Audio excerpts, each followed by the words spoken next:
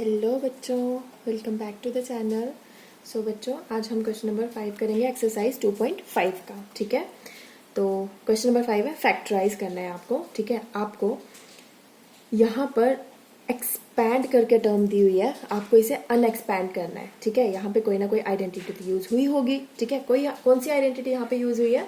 Again जैसे हमने question अभी 4th किया था, तो वहां पे हमें अनएक्सपैंड दिया था, उसको हमें एक्सपैंड करना था। ठीक है, और यहाँ पे उसका उल्टा है, तो आइडेंटिटी तो वही यूज होने वाली है। कौन सी आइडेंटिटी थी? a plus B plus C का होल स्क्वायर, यही थी।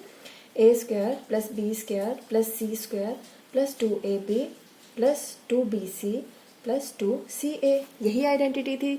वहां पे आपको ये चीज दी थी, आपको उसे इसमें बनाना था। अब आपको इस तरह से ओपन करके दिया हुआ है, आपको उसे इस फॉर्म में लाना है। ठीक है, तो उसके लिए हमें क्या पता करना पड़ेगा? ए क्या है, बी क्या है, सी क्या है। ठीक है, ऐसे ही करना पड़ेगा, पता करना पड़ेगा।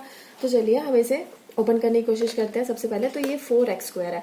ये 4x² में ये 4 जो है ये किसका स्क्वायर होता है? 2 का स्क्वायर होता है। तो मैं इसको 2x का होल स्क्वायर लिख सकती हूँ। अगर मैं इसको करूंगी 2 2 4, तो वही 4x² ही बनने वाला है। ठीक है, तो इसको हम इस तरह से लिख सकते हैं। प्लस 9 किसका स्क्वायर होता है? 3 का, तो 3y होल स्क्वायर लिख सकते हैं।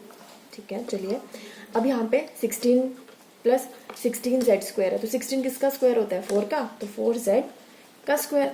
ठीक है, प्लस अब देखिए यहाँ पे क्या है? 12xy। दैट मीन्स अगला क्या होता है हमारे पास? 2ab होता है ना। 2a क्या है? 2x, और b क्या है? 3y। चलिए यहां तक तो बिल्कुल ठीक है।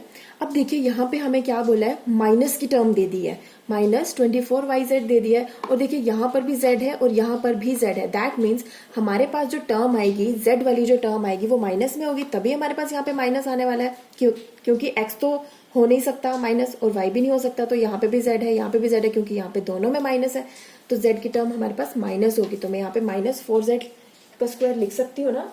ठीक है, तो चलिए इसको लिख देते हैं। अब आपको क्या करना है? प्लस 2bc, तो 2b की टर्म क्या है? b क्या है? 3y, और c क्या है? -4z। अब इसको हम करके भी देख लेते हैं सॉल्व। चलिए देखते हैं इसको। 2 3 ज़ा 6 और 6 4 ज़ा 24। देखिए 24 आ गया, और यहाँ पे 1 माइनस है, और इसलिए यहाँ पे माइनस आ गया। देखिए, ठीक है। अब अगला होता है हमारे पास प्लस 2ca। ठीक है, तो 2c क्या है हमारे पास? -4z, और a क्या है? 2x। इसको भी सॉल्व करके देख लेते हैं, क्या हमारे पास माइनस में टर्म आती है? तो 2 4 ज़ा 8, 8 2 ज़ा 16। हाँ जी, 16 तो है, और प्लस माइनस माइनस होता है तो माइनस भी है। ठीक है, अब तो आपको समझ आ गया। अब आपको यहाँ से पता तो चल गया कि a क्या है, b क्या है, c क्या है। तो बस हम इसको इस तरह से लिखते हैं। a क्या है? 2x है, प्लस b क्या है? 3y है, प्लस c क्या है? c की प्लेस पे तो -4z है, तो प्लस माइनस माइनस, तो यहाँ पे 4z, माइनस का 4z, और ये स्क्वायर हो जाएगा। हम इसको इस तरह से लिख सकते हैं ना, 2x प्लस 3y -4z, और 2x प्लस 3y -4z। तो ये हो जाएगा हमारा आंसर। आई होप आपको ये पार्ट समझ में आया है। ठीक है, चलिए इसका सेकंड पार्ट हम कर लेते हैं, उससे आपको ये और ज़्यादा क्लियर हो जाएगा। तो सेकंड पार्ट है हमारे पास 2x² plus y² plus 8z² minus 2 under root of 2xy plus 4 under root of 2yz minus 8xz। आपको ये टर्म दी हुई है, आपने इसको अनएक्सपैंड करना है। ठीक है, यानी कि यहाँ पर भी आपका यही वाली आइडेंटिटी जो है वो यूज होने वाली है। ठीक है, आपको इस फॉर्म में दिया हुआ है, आपको ये फॉर्म में इसको लाना है। तो सबसे पहले मैं आइडेंटिटी लिख देती हूँ। a plus B plus C का whole square equals to a² plus b² plus c² plus 2ab plus 2bc plus 2ca। ठीक है, तो यहाँ पे भी हमें क्या पता करना है? a, b और c का पता करना है। तो चलिए हम करते हैं सबसे पहले। अब यहाँ पे देखिए, यहाँ पे क्या है? 2x² है। हम इस 2x² के लिए हम यहाँ पे क्या कर सकते हैं? क्या हम इसको इस तरह से लिख सकते हैं? अंडर रूट में 2 का x², इस तरह से लिख सकते हैं ऐसे। अगर मैं स्क्वायर और रूट तो आपस में कैंसिल हो जाते हैं ना। अगर इसको मैं इसका स्क्वायर कर दूंगी, स्क्वायर रूट कैंसिल हो जाएगा, तो 2x² ही बन जाएगा ना। तो इसको हम इस तरह से लिख सकते हैं। ठीक है, चलिए y² को तो y² ही होगा यहाँ पर। ठीक है, प्लस अब देखिए यहाँ पे 8 है, तो 8 हम किस तरह से लिख सकते हैं, 8 को हम ऐसे लिख सकते हैं 2 मल्टीप्लाई 2 मल्टीप्लाई 2, ऐसे लिख सकते हैं ना। तो क्या हम इसको ऐसे भी लिख सकते हैं 2 अंडर रूट ऑफ 2, क्योंकि अगर हम इन दोनों का स्क्वायर करेंगे तो स्क्वायर और रूट तो कैंसिल हो जाएगा, तो वो तो 2 ही आने वाला है, और 1 के ऊपर जो रूट करोगे तो वो वैसे आ सकता है। तो हम इसको इस तरह से लिख सकते हैं ना, ठीक है। तो हम लिख लेते हैं 2 अंडर रूट ऑफ 2, और साथ में क्या है, z है, तो यहाँ पे z का स्क्वायर, ठीक है। ये इस तरह से हो सकता है, ठीक है। अब a, b और c तो पता चल गया। चलिए अब आगे देखते हैं। अब यहाँ पे क्या है, माइनस है, ठीक है, माइनस है, दैट मीन्स यहाँ पे x और y की टर्म है, और यहाँ पर भी हमारे पास माइनस की टर्म, और यहाँ पे x और z है, यहाँ पे भी x कॉमन है, यहाँ पे भी x कॉमन है, दैट मीन्स जो x की टर्म है हमारी वो माइनस में होगी, तभी जाकर हमारे पास ये आंसर जो है वो माइनस में आएंगे, ठीक है। तो दैट मीन्स ये वाली x की टर्म माइनस में आएगी। तो ठीक है, चलिए करते हैं 2ab, a की प्लेस पे क्या है, अंडर रूट ऑफ 2 माइनस में अंडर रूट ऑफ 2x, और b क्या है, y, ठीक है। फिर प्लस, यहाँ पे प्लस आना था ना हमारे पास, 2ab।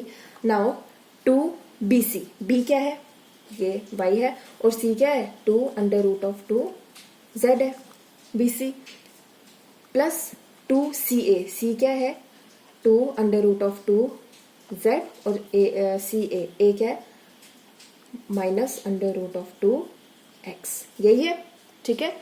अब देखिए a भी हमें पता चल गया, b भी हमें पता चल गया, c भी हमें पता चल गया, तो बस अब इसे अनएक्सपेंड कर लो, -2 minus under root of 2x, ठीक है, प्लस y प्लस z क्या है, 2 अंडर रूट ऑफ 2z, और ये इसका होल स्क्वायर, यही हमें बनाना था। तो हम इसको इस तरह से भी लिख सकते हैं, minus under root of 2x plus y plus 2 under root of 2z,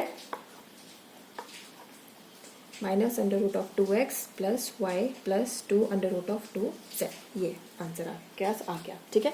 एक बार मैं आपको ये वाला पार्ट फिर से बता देती हूँ। हमें ये एक्सपैंड करके दिया था, आपको इसे अनएक्सपैंड करना था, ठीक है। आपको इस फॉर्म में दिया हुआ था, और आपको a plus B plus C whole square की फॉर्म में इसे बनाना था, ठीक है। तो उसको बनाने के लिए हमें a की पोजीशन पे क्या है, b पे क्या है और c पे क्या है, हमें वो पता करना होता है। तो यहाँ से हमें पता चलेगा, अब यहाँ पे 2x स्क्वायर था, हम इसे क्या करें कि मतलब ऐसा हम क्या कर सकते हैं कि 2x स्क्वायर हो जाए, ठीक है। तो वो हम ये कर सकते थे ना, अगर हम ये कर दें रूट को स्क्वायर कर दें तो ये दोनों कैंसिल हो जाएगा, तो 2x स्क्वायर ही बचेगा। इसलिए हमने यहाँ पे √2x और यहाँ पे होल स्क्वायर ले लिया, ठीक है, प्लस y स्क्वायर, और प्लस यहाँ पे 8z स्क्वायर था, 8 को हम इस तरह से लिख सकते हैं, ठीक है। अब नेक्स्ट टर्म यहाँ पे हमारे पास माइनस की थी, और हमने देखा यहाँ पे ये वाला एक्स वाई है, और यहाँ पर भी एक्स जेड वाली टर्म में भी माइनस है, दैट मीन्स एक्स वाली टर्म जो है हमें माइनस की लेनी पड़ेगी तभी ये बनेगा। तो इसको हमने माइनस की टर्म बना दिया, ठीक है।